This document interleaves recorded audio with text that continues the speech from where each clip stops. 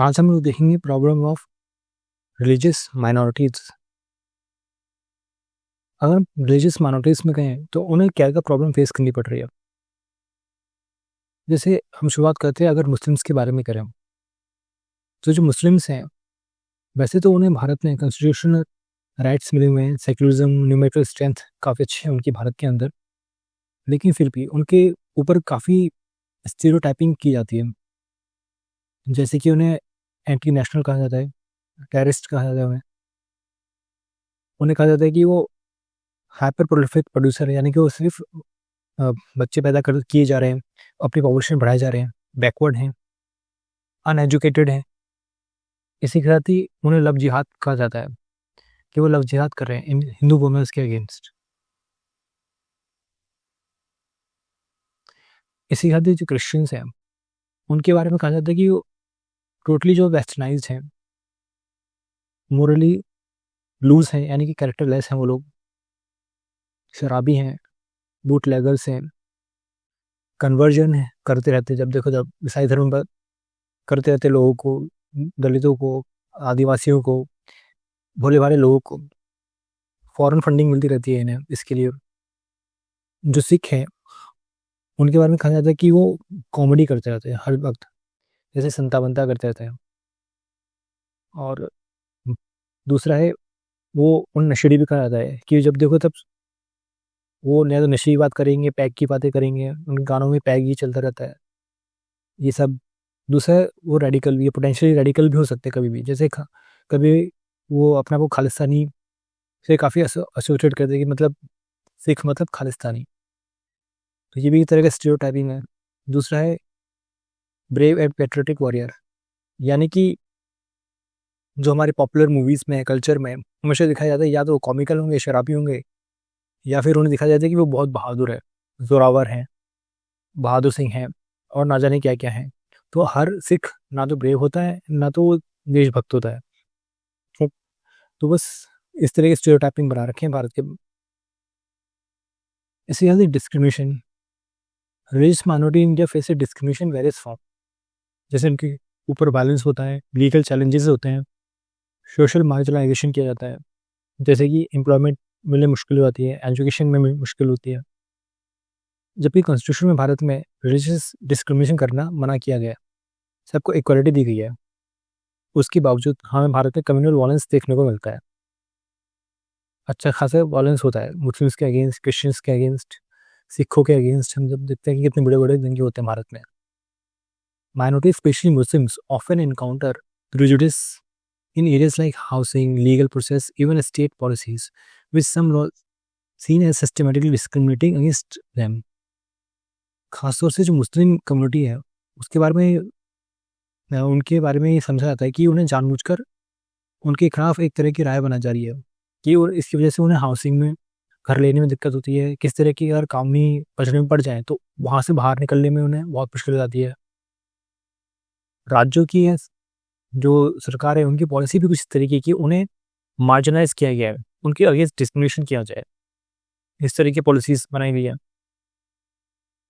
हम देखें तो सिस्टमेटिकली हम ये कह सकते हैं कि ये वायलेंस है, हेट एंड क्राइम्स माइनॉरिटीज के अगेंस्ट, सोशल और इकोनॉमिक मार्जिनाइजेशन हो रखा है, लीगल डिस्क्रिमिनेशन देखने को मिलता है।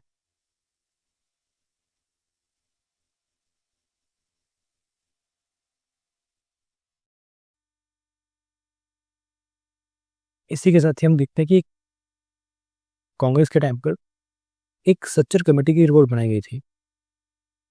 ये सच्चर कमेटी जो भारत में मुस्लिम्स रह रहे हैं उनकी कंडीशंस को जानने के लिए बनाई गई थी कि जो मुस्लिम्स हैं उनकी कंडीशन कैसी है भारत में। तो अब इसकी हम रिपोर्ट देखते हैं कि सच्चर कमेटी ने क्या क्या रिपोर्ट दी थी मुस्लिम्स के बारे में। सबसे पहले वो उसने बताया था सच्चर कमेटी ने कि जो मुस्लिम कम्युनिटी है उन्हें आसानी से लोन नहीं मिलता बैंक से, उन्हें बहुत मुश्किलें आती हैं जब वो किसी भी बैंक से लोन लेने के लिए जाते हैं। तो उसके बाद है जो अमाउंट है जो पर मुस्लिम्स को मिलना चाहिए, ये बताते हैं कि जितने भी जो भारत में माइनॉरिटीज रहते हैं उसका सिर्फ 1/3 ही उन्हें मिल पाता है। अगर वो जो माइनॉरिटीज़ हैं, वो जो मुस्लिम्स हैं, टोटल माइनॉरिटीज़ का सिर्फ 1/3 ही उन्हें अगर देखा जाए तो सिर्फ बैंक उन्हें उधार देते हैं। सिस्टमेटिकली कहें तो फाइनेंशियल एक्सक्लूजन हो रहा है, उनका far reaching implication for the socio economic upliftment. अगर इस तरीके से उनको मार्जिनलाइजेशन किया जाएगा, एक्सक्लूजन किया जाएगा, तो उससे उनके सोशियो इकोनॉमिक डेवलपमेंट पर और अपलिफ्टमेंट पर बहुत बुरा असर पड़ेगा। इसे भी ये देखा है कि जहाँ पर मुस्लिम एरियाज हैं वहाँ पर काफ़ी कम पब्लिक स्कूल देखने को मिल रहे हैं। इसी के साथ ये भी देखा जा रहा है कि जो मेजोरिटी एरिया है, जहाँ मुस्लिम मेजोरिटी एरिया है, वहाँ पर इलेक्ट्रिसिटी, सीवेज वगैरह की भी समस्या बहुत ज़्यादा है। लेकिन जहाँ पर कम मुसलमान रहते हैं, वहाँ पर इलेक्ट्रिसिटी, रोड, सीवेज बहुत कम से कम उन इलाकों से बेहतर है जहाँ पर मुस्लिम मेजोरिटीज एरिया है।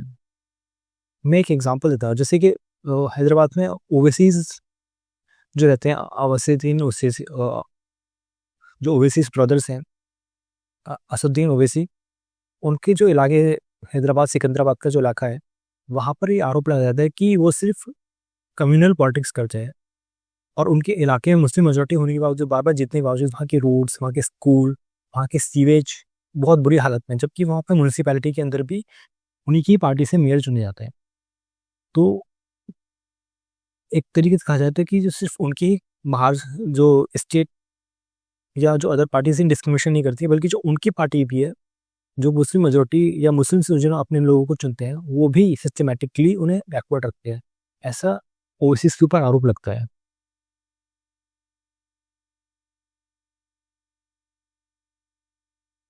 Muslim participation in the structure of power in the state administration low. Such a committee report highlighted that only 3% IS and 4% IPS are Muslims. उन्होंने कि जो पावर स्ट्रक्चर है एडमिनिस्ट्रेशन का, उसमें भी मुस्लिम्स की जो उनके प्रोपोर्शन है वो बहुत कम है। सिर्फ 3% IS और 4% IPS ही देखने को मिलते हैं भारत के अंदर जो पावर स्ट्रक्चर है ऑल इंडिया सर्विसेज के अंदर।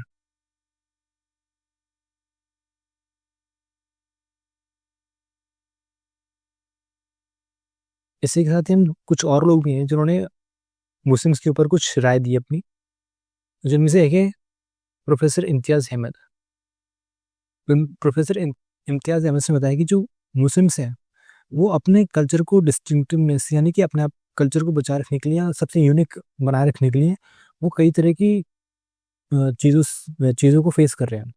जैसे उन्होंने बताया कि जो इंडियन मुस्लिम्स हैं वो दो तरह से वो इन्फ्लुएंस हो रहे हैं। उन्होंने बताया कि एक तो लोकल कल्चर है भारत का और दूसरा है ग्लोबल मुस्लिम कल्चर है। जहाँ पर लोकल मुस्लिम्स हैं वो उन्होंने बहुत सारी चीज़ों को, जो हिंदू कल्चर है उसकी प्रैक्टिस को फॉलो करते हैं। दूसरा है ग्लोबल इन्फ्लुएंस, जैसे कि सऊदी अरब या यूएई वगैरह में जब जाते हैं तो वहाँ पर जो मुस्लिम कल्चर होता है वो वहाँ से भी इन्फ्लुएंस हो जाते हैं। जैसे कि वो स्ट्रिक्ट शरिया जहाँ वहाँ पर प्रैक्टिस होती है वो भारत में भी जब आते हैं तो उससे प्रैक्टिस करने की कोशिश करते हैं। लेकिन जो यहाँ पर जो मुस्लिम्स रह रहे हैं और उनकी जो परवरिश हुई होती है और भारतीय कल्चर के हिसाब से, तो वो भी उन्हें शेप करती है, उनके साइकी को, उनके माइंड सेट को। तो प्रोफेसर इम्तियाज़ अहमद यही बताने की कोशिश करे कि वो कहाँ कहाँ से इन्फ्लुएंस हो रहे हैं। तो एक लोकल कल्चर से इन्फ्लुएंस हो रहे हैं, दूसरा ग्लोबल कल्चर से इन्फ्लुएंस हो रहे हैं, जो मुस्लिम कल्चर है वहाँ से। इसी के साथ वो ये भी देख रहे हैं कि जो मुस्लिम्स हैं उनके अंदर फंडामेंटलिस्ट यानी कट्टरवादी वो का जन्म भी देखने को मिल रहा है। Muslims who advocate strict literal adherence to the fundamental foundational principle of Islam, such as Quran and Sunnah, often seeking to eliminate external influences and apply these principles to all aspects of life, including politics. यानी कि जो कट्टर मुसलमान होते हैं वो कहते हैं कि जो कुरान है या सुन्ना है उसमें जो लिखा गया है और जो स्ट्रिक्टली उसे फॉलो करना चाहिए।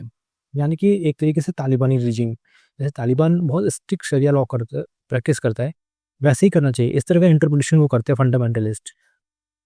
और कहते हैं जितना भी जो लोकल कल्चर है जो उन्हें इन्फ्लुएंस कर रहा है उसे एलिमिनेट कर देना चाहिए, ख़त्म कर देना चाहिए।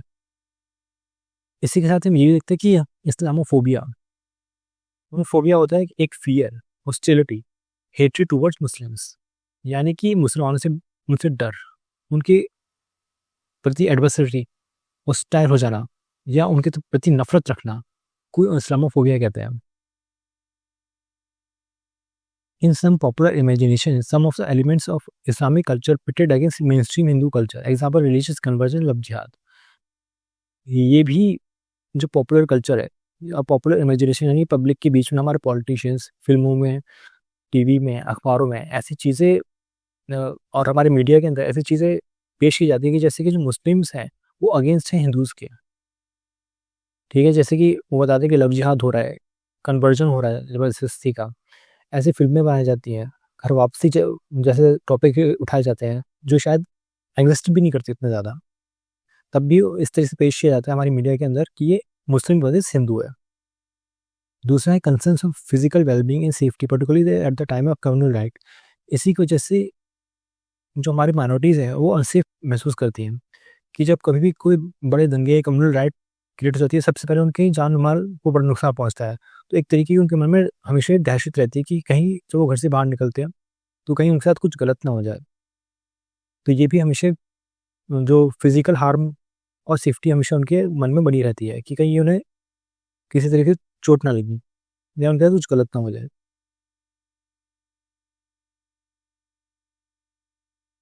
इसी के साथ हम ये भी देखते हैं जो मुस्लिम कम्युनिटी है अंदर, उनके अंदर भी बहुत सारे डिविजन्स हैं, क्लास डिविजन्स हैं, कास्ट बेस्ड डिस्क्रिमिनेशन है, इलिटरेसी है। सेक्टरी मतलब उनका अगर शिया सुन्नी और भी अलग अलग तरह के उनके अंदर डिविजन्स है, उसमें भी शिया सुन्नीस के अंदर भी क्लास डिवीजन है, अमीर और गरीब का डिवीजन बहुत देखने को मिलता है, कास्ट भी है उनके अंदर, मुस्लिम्स के अंदर इलिटरेसी भी देखने को मिलती है। इसी तरह जो मुस्लिम वीमेन है वो भी बहुत अलग तरह की प्रॉब्लम्स को झेल रही है, जैसे निकाह हलाला, ट्रिपल तलाक, सोशियो इकोनॉमिक प्रॉब्लम। उनकी तो बहुत काफ़ी ख़राब है वुमेन्स की मुस्लिम कम्युनिटी के अंदर। वो जो सबसे निचले पायदान पर आती है अगर सोसाइटी में कहा जाए तो वुमेन्स की में तो इतनी बुरी हालत है। तो ये भी जो एक्सपर्ट्स हैं उन्होंने हाईलाइट किया था। Thank you and have a nice day.